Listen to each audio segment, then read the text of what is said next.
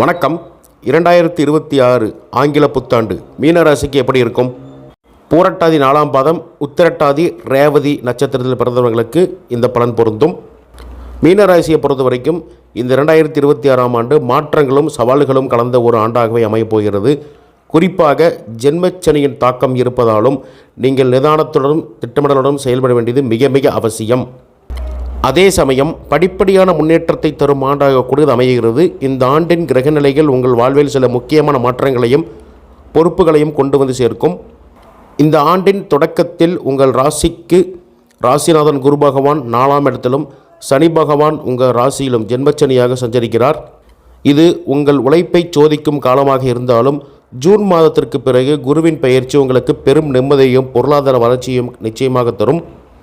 குறிப்பாக இந்த 2026ஆம் வருடம் உங்களுக்கு பொறுமையையும் நிதானத்தையும் கற்றுக் கொடுக்கும் ஆண்டாக இருக்கும்.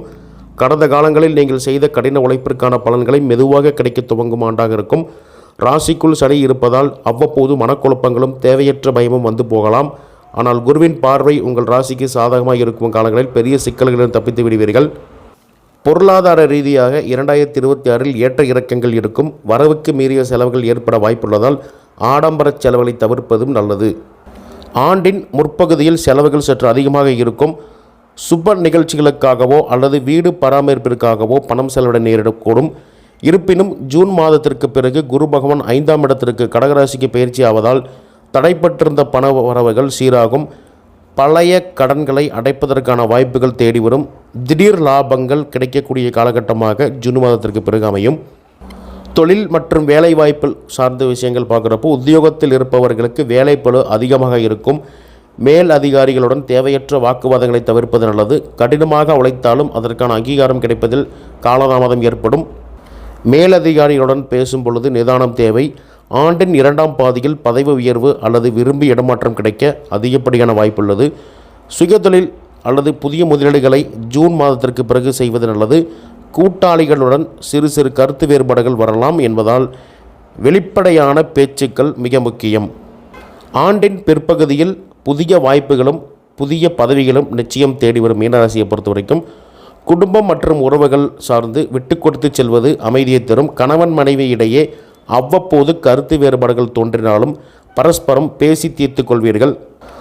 ஆரோக்கியத்தில் கூடுதல் கவனம் தேவைப்படக்கூடிய ஆண்டாக மீனராசிக்கு அமைகிறது. குறிப்பாக கால்கள் மற்றும் நரம்பு தொடர்பான உபாதைகள் வந்து நீங்கும்.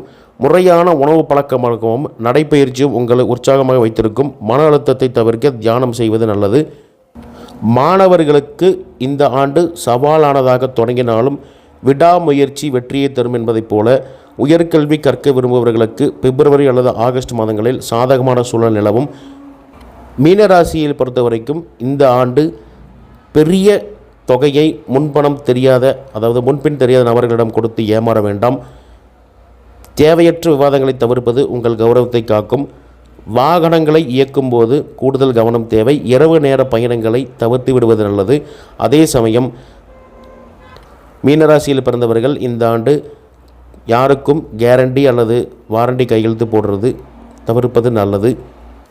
ராசியிலேயே சனி சஞ்சரிக்கக்கூடிய காலகட்டமாக இருப்பதால் சனிக்கிழமைகளில் ஆஞ்சநேயரை வழிபாடு செய்வது மன வலிமையை தரும்.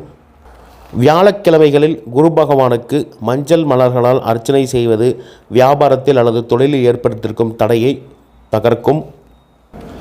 இயன்றவரை ஏழை எளியவர்களுக்கு அன்னதானம் செய்ய முயற்சி செய்யுங்கள்.